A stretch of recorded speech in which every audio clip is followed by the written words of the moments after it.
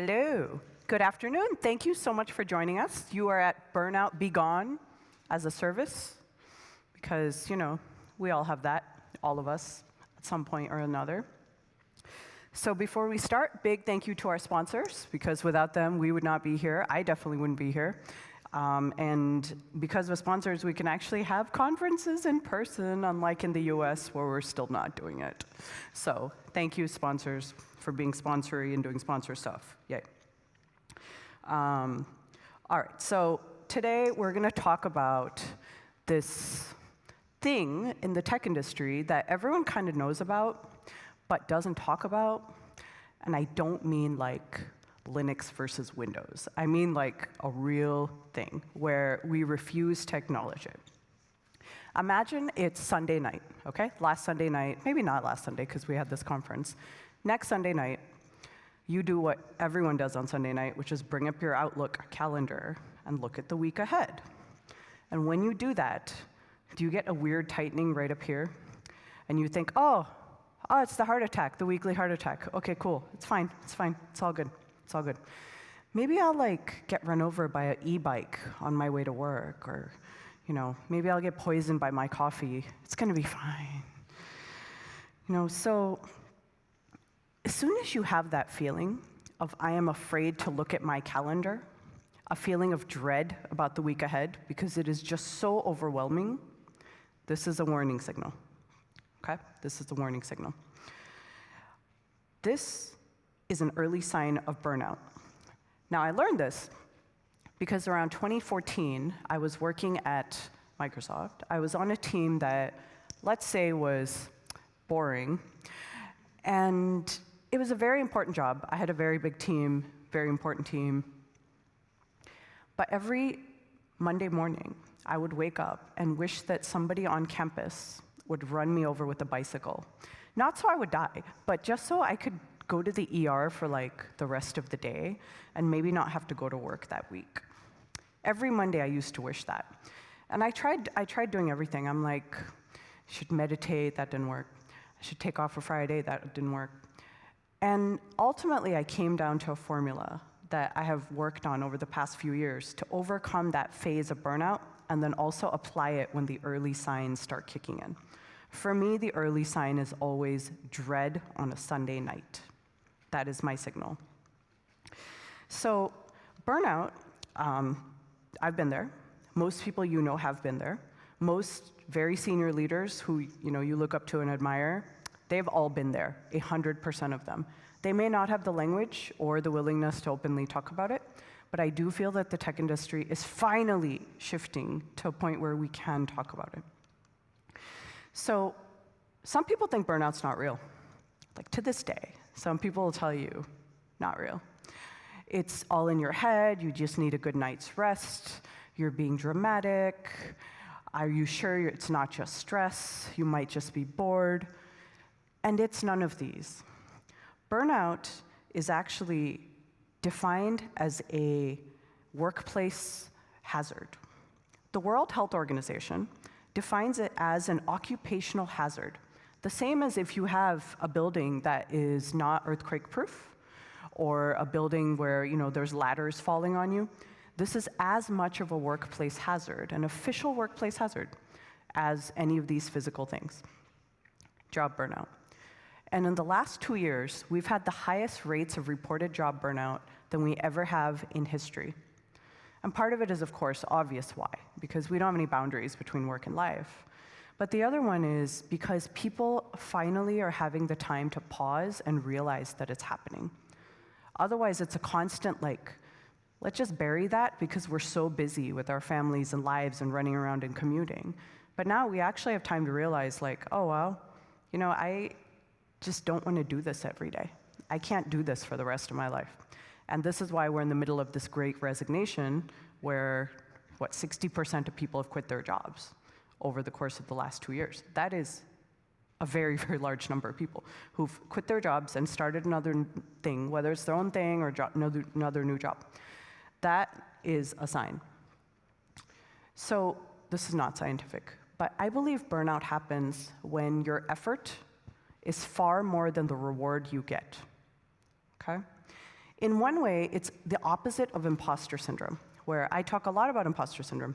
And imposter syndrome happens because you don't feel qualified for the reward you have received, right? So impostering is like, I don't feel qualified to do this thing. It's like, I didn't feel like I have worked up to it enough to deserve a position on this team, company, stage, etc. Impostering. In the middle is the sweet spot, which is I worked hard, I got a reward, I feel really good, go me, confidence. I can reproduce the success. Burnout is I'm putting in a lot, and I'm not getting the reward. So I am burned out. And that is the difference between burnout and success, even though you're doing the exact same work, whether the reward is there or not there. So because I'm an engineer, I don't want to just talk about burnout. I want to figure out how to spot it, how to root cause the issue, then how to solve the hell out of it, okay? Step one, let's spot the symptoms. So, symptoms fall into 3 categories. This is me at peak burnout. This is me at my desk at work, just passed out cold on this desk, wondering what day it is. 1, exhaustion. 2, depersonalization. And 3, feeling ineffective.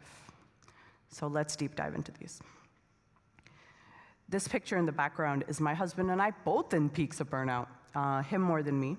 It was St. Patrick's Day, 2014. He and I are both at work. It's 9 o'clock at night. We have takeout, and because that's how we've been eating dinner for the last month at work. After this week, he one day packed up his office, where he'd worked for 20 years, walked out the door, and left a note on his desk and his badge. Done. That was it. He wanted to become a chef. On a Tuesday, just left a note saying, I can't do this anymore, Doug. Packed up everything in his office, left. Now, manager never saw it coming. Manager's pinging me, like, what happened? Is he okay? I'm like, it's burnout. They're like, what? What does that mean? That's not even a thing. I'm like, it's a thing. Now no one would be surprised. They would completely understand what that meant. But in 2016, we didn't have the language for it. So what does exhaustion look like? It is pretty much the emotional, physical, cognitive, draining, and overwhelming. This is where you are, yes, physically exhausted, hard to get up in the morning, but also just emotionally spent. You're like, I don't have the brain space to do this anymore. I can't even. I want to pull the covers over my head and stay here for a week and a half, and I don't want to think about anything. How many of you have been there? Yes. Physical manifests itself with headaches, stomach aches, nightmares. For me, it's insomnia. I have terrible nighttime insomnia. I will be absolutely fine during the day, and at 2 o'clock in the morning, I'm like, the zombie dead, woken awake. I'm like, oh, am I having a heart attack? Nope, this, get it together, it's just anxiety. Oh, just anxiety, that won't kill you. Cold, clammy palms, heart palpitations, nighttime anxiety. There's 3 kinds of anxiety that we know of. Generalized anxiety, which is like generally all the time. Social anxiety, which, have to be around lots of people, do not love. The nighttime anxiety. You might be a super social person during the day. You might have 0 issues with, going out in public and doing things, but 2 a.m. strikes, all of the world's problems arrive in your head. That is me. It's a drag to start the day. 10th cup of coffee later, I'm like, we are doing the thing finally, right? It's a slog to get through the day. I'm like, when can I squeeze in a nap? And you need a drink at the end of the day. These are all a sign. As soon as you wind up saying these things a lot, these are signs. Okay, depersonalization. What does this mean? This means you've checked out. You no longer are connected to the people who you used to like. And the key here is the delta. You used to like these people, now you do not. It's not like, oh, I've always hated these people. Nah, you just don't like your job, that's fine. You no longer take pride in the work that you used to take pride in. So this is all about delta. I used to like this, now I no longer do. And there is a very clear boundary and differentiation between then and now. You become very cynical and critical of your company.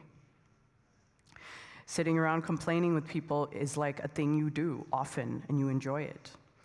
You ask yourself, why am I even bothering with this? These efforts are futile.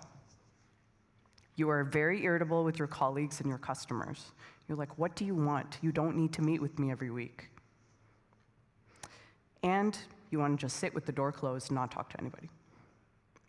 Depersonalization.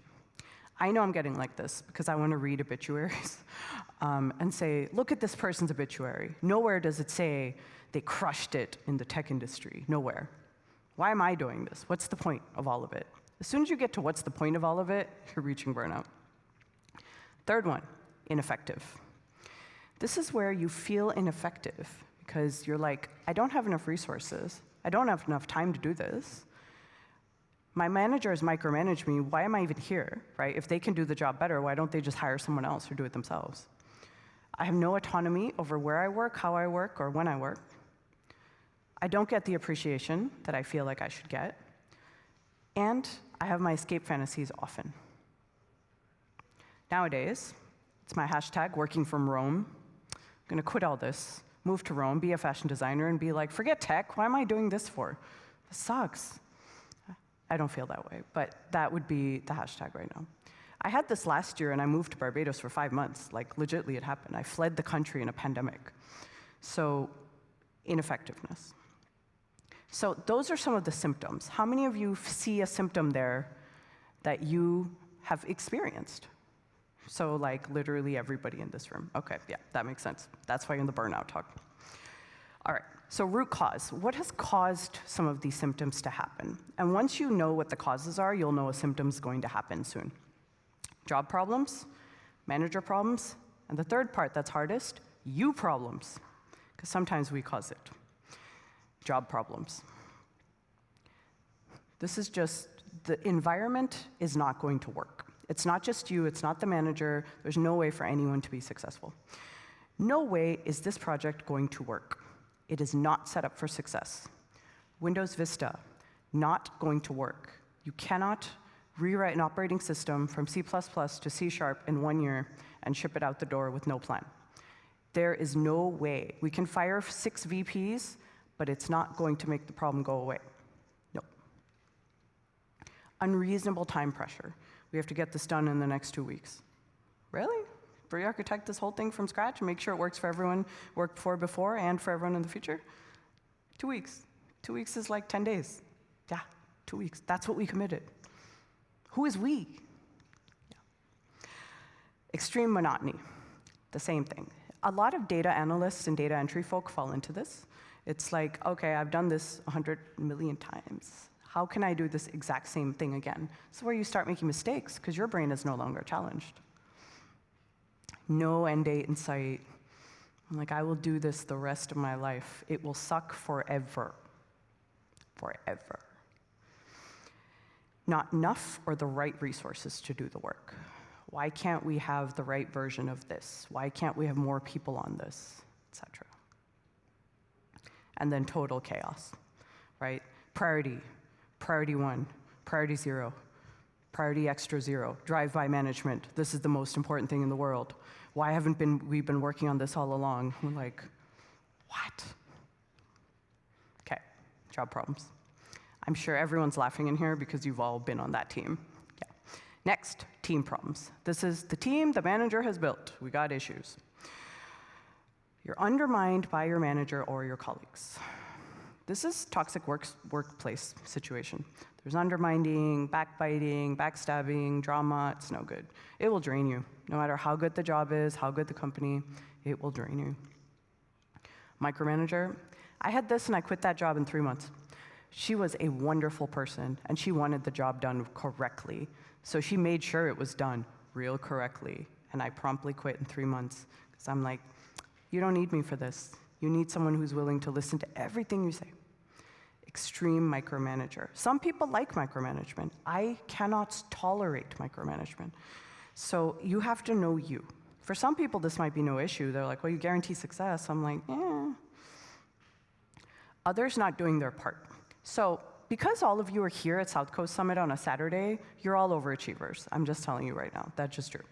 Because who else goes to a tech conference in a pandemic on a Saturday? You. This is where others aren't doing the thing. You show up. You're like, oh, they're not going to be able to meet their deadline. I'm going to make sure to chip in on Friday night, Saturday, Sunday. You're going to get on calls at night. Yeah, that's you. That is legitimately everybody in this room. Other people are not. You will not let that thing fall off the table. You will make sure it gets done and the project is successful, even if that schmo does not do their part. Yes? Yes. Lack of communication from the manager. Are we on track? Not on track? Is this what we're supposed to do? Did you die? Where are you? Hello? Anyone? Anyone? Yes? No? We fired? Not fired? We're getting raises? Not raises? What's happening? Yeah. Lack of support from manager. You're like, hey, this is a huge issue. Can we do something about this? Can we get some more resources? Can we get some more time? They're like, yeah, we'll see about that. Let me go check on it. I need to talk to some people. Let's revisit next week. And what? No autonomy in any part of the job. This gets to a lot of people, especially once you've been in a job for a while. Like, why do you need oversight of every single part of your job? You know what you're doing. You do not need to check with. You need to spend this budget on solving this problem. Why do you need to check with? It's not like you haven't been doing this for 20 years. Like, why? Okay. And then the third category are me problems. So this is the hardest category because you have to acknowledge you had a hand in this. And most of it comes from, guess what? Being an overachiever. So all of you overachievers, pay attention, okay? Unclear what success really is. Because you're like, this must be 100% successful for everyone we know by this date or else. Does it? Really? Who said that? Did you say that or someone else said that? Did you set that boundary for yourself and say, if this doesn't work exactly this way, I am a failure? Did you do that? This is my problem. I will come up with 6 priorities that I, Donna, must do, end of discussion, and then I'm burned out, and whose fault is it? It's mine. Why? Because it sounded so exciting at the time. And it sounded really cool, and we should do it. Someone should do it. No one's doing it. I'll do it. And next thing you know, I have 6 prior ones instead of 1 prior one. Taking on other else's work to make sure it's done right. Yep, that is still a you problem. Yep. No one to talk to about this because you spent all your time working, so you've isolated yourself from your family and friends, and suddenly you're like, I have no one to talk to, I don't know what to do. Do I hire a therapist? Do I get one of those apps? Like, what do I do? Who do I talk to? Some therapist's not gonna understand my bizarre dev stuff, okay? Caring more than anyone else about doing the right thing. You're like, but we have to do the right thing. The right thing for the customer is this. Why does no one care about this? Is it that no one else cares, or is it that you care too much? Caring too much is a problem. It is. You believe that giving up is failure. This impacts a lot of people, where giving up is like, you have failed. Quitting a job, you have failed. Abandoning a project, you have failed. You don't want to be a failure, so you don't give up. I used to be like this, till I quit a job after 3 months, and then I realized, I think I saved my life. And also, that project got killed because it was not possible for it to succeed. Totally giving up your personal life for the job. We've all done that. That is just a fact. Whether it's in our youth or in our midlife, we've all done this. Give up all of it. Hanging out with the friends, the fam, the runs in the park, the gym, the social activities, giving it all up before. No good. And honestly, it sometimes comes down to you just don't like the work. Like, you don't like it anymore. You've done this long enough. You got to let it go. Even you're good at it, right? The big issue is you're good at it. Why are you so good at it? If you weren't good at it, it would be easy. But if you're good at something, that doesn't mean you have to do it. It's not what you can do, it's what you want to do. And that's a hard thing to realize, because we're like, wow, we're so lucky to have these jobs. Why would we quit doing something that we're good at? All right. How do you fix it? You're like, that's great, Donna, these are all symptoms. Fix it. I have solutions. Ready? Okay. You have to revert to your last known good state, just like any proper debugging technique. All right, let's go back and look at the source code. Let's figure out when was the last time this worked. step back. I'm wearing a shirt here that says, I'm not a gym rat, I'm a gym unicorn, because that is true, very rarely seen.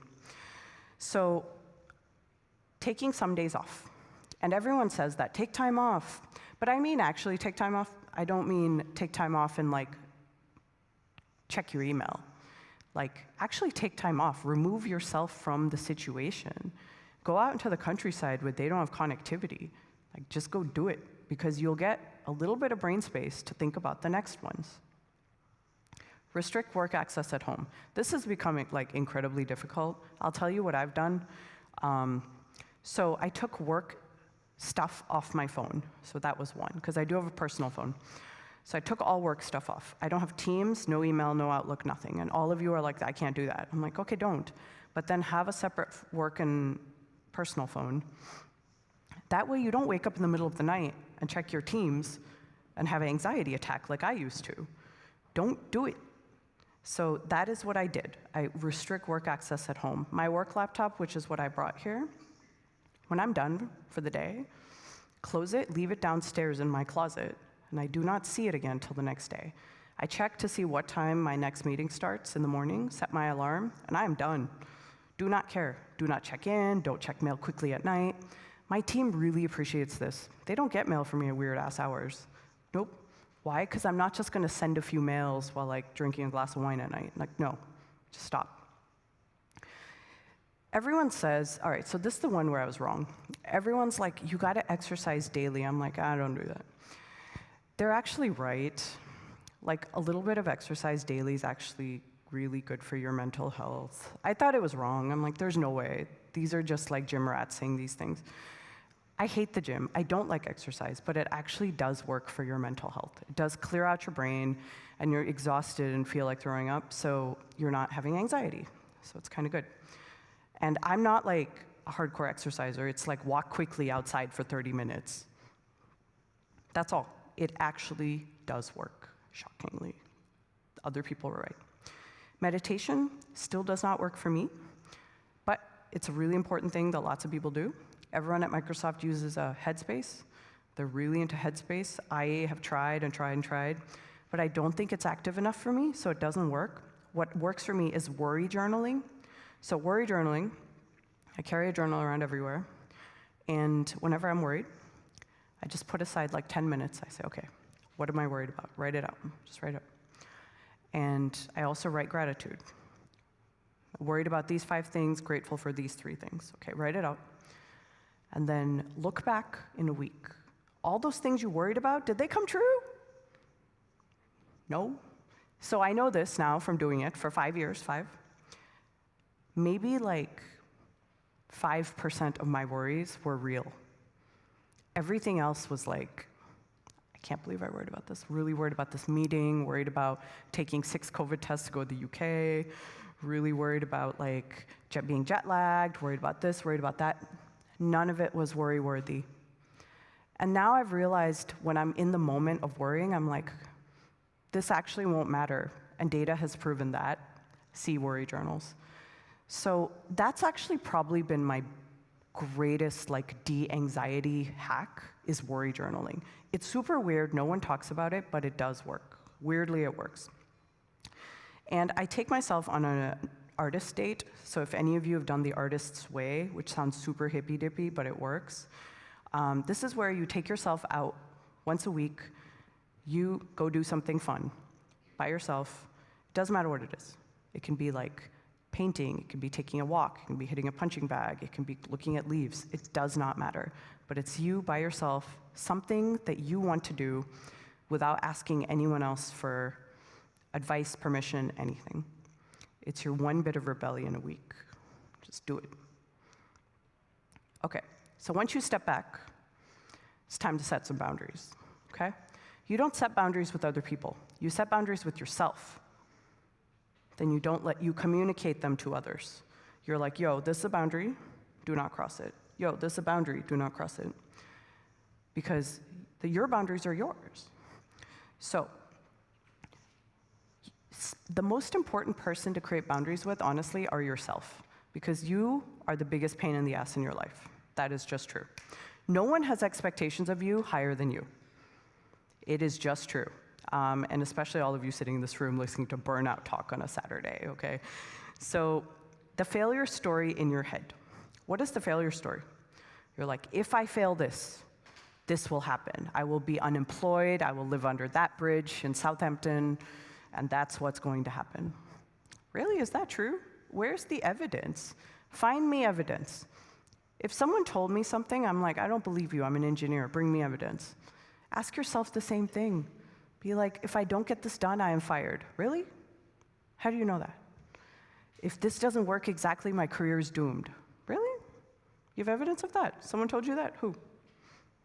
Who is that person to tell you that? Bring evidence. Second, get really clear on your job success with your manager, especially if that manager is you. You are the worst manager you've ever had in the world. You're a terrible manager. You have no boundaries with yourself. You sign yourself up for the most ridiculous things. And then you're really mad at yourself when you don't deliver. And then you wake yourself in the middle of the night with anxiety. You're a terrible manager. Awful. So get really clear on job success. You're like, if I do A, B, and C, is this successful? Yes, obviously. Why are you doing 3? Do 1 and 2. Jeez. You're like, oh, I was going to do 1 through 8. Stop it. Okay? So get super clear. Write it down and put it on a sign above your laptop and be like, no, don't get distracted. Do 1 and 2. Don't get all creative. Okay. Build a textable tribe to yell at you. This is not your nice friends who are like, oh, I'm sure you have a good reason to think that. Be like, mine is, bitch, go to sleep, right? That's what they yell. They're like, what are you saying in the middle of the night? What is wrong with you? Like, no, you said you're not going to do this, you're doing it, you're really bad at this, stop. So, to yell at you. This is a good place to find a textable tribe, by the way, because all of you suffer from the same issues. Just saying. I built my textable tribe in a room like this, talking about imposter syndrome. Okay. Help someone with something their job related.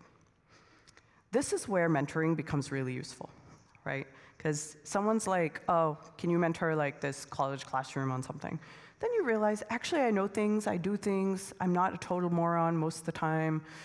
And you're like, all right, okay, I got this, I can do something. So helping someone with something else. Write 1 intention for the day, set 1 intention, and do that intention. That's it. This day will be very successful if I do this one thing. That's all. If you've done that one thing, now you can do the next thing. Now you can do 2 things the next day. But just go back to, when it's the worst day, set 1 intention. Even if that 1 intention is, today, I'm going to brush my teeth. Today, I'm going to take a shower. Today, I'm going to text this friend back. On the worst of burnout days, if you can do 1 thing, you have succeeded. And keep in mind this concept of glass balls and rubber balls, which I really liked, you are juggling.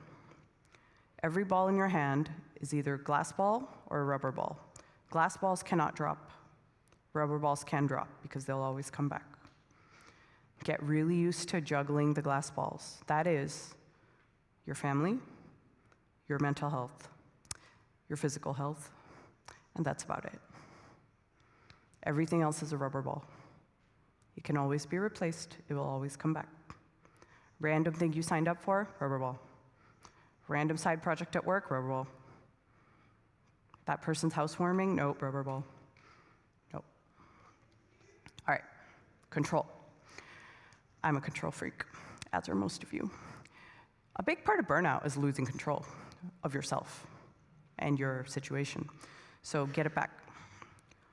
I'm standing here in this picture pointing at the garage, which is our makerspace at Microsoft. When everything goes to hell, I just kind of go hide in there and do my work. It's great, because people are doing IoT projects and all this. It's fun. Gain autonomy over where you work, when you work, and how you work. Just gain it back. It's your work. You have full autonomy. You want to work at 2 a.m., work at 2 a.m. If you want to work outside in the garden with the cats, work outside in the garden with the cats. If you want to work on Saturdays and not work on Mondays, figure it out. You're a grown-up adult. You get to decide. Draw your own boundaries. Call it hybrid workplace. You can call anything hybrid workplace now. Literally anything. I can be like, I don't work on Mondays, hybrid workplace. Like, okay. I don't work on Fridays, hybrid workplace. Okay, fine. I don't work on Wednesdays from 10 to 4, hybrid workplace. You can legitimately call it everything a hybrid workplace. Really embrace that. Do something at your job that matters to you, okay? Because that's why you're in the job in the first place, because you feel like you can make an impact. So do it. If your job is not getting better, set an end date and tell your Textable tribe. Make sure they kick your ass if you're not keeping it. Be like, if things are not better by this date, I will walk out the door. And start making your plan. And it might be good to plan for some time off. So you let go. Don't run from this job to some nonsense. Run to a new interesting job. That might mean actually taking some time off, clearing your brain, and figuring out what you want next. And then the last thing that is my favorite and has worked for me was to start a meaningful other thing outside of work that has nothing to do with your job. This is how I started my fashion line. So in 2014, when I worked for a very, very terrible team, wanted to get run over by the bicycle every day, I randomly and arbitrarily signed up for fashion school on the side, starting 4 o'clock Tuesdays, Thursdays, and all day Saturday. Confession, I'd never sewn in my life, ever. I watched a lot of episodes of Project Runway and thought, I'm sure I could figure this out. But the main reason was I could be gone from 4 o'clock onward with a real excuse. I'm like, sorry, I gotta get to fashion school. I gotta be out the door at 3:30, bye. Gone. And all day Saturday, I'm unreachable. But I found out I really loved creating with my hands. And I really loved being completely disconnected. And I loved working on 3D visualization. So I have been doing fashion design since then. I launched my line in 2019. And to this day, it's my greatest burnout prevention. Because if the day job is like really not working for me right now, my fashion line is working for me right now. If my fashion line's not working for me right now, my day job is probably working for me right now. So it has been my greatest burnout prevention over the last 6 years. And I've managed to not get burned out again because I first see the signs. Like if I'm dreading Sunday night, I'm like, it's time to take some days off and focus on something else. But I highly, highly encourage you all, just keep in mind that money, no amount of it, is going to be able to repair a broken and burned out person. It just does not work that way. And we've seen many people who are very successful burn out and kind of lose their shit. It's not good. So keep in mind, you're not alone. And probably for the first time in history, I'm going to tell you, sometimes don't do the thing. Thank you very much.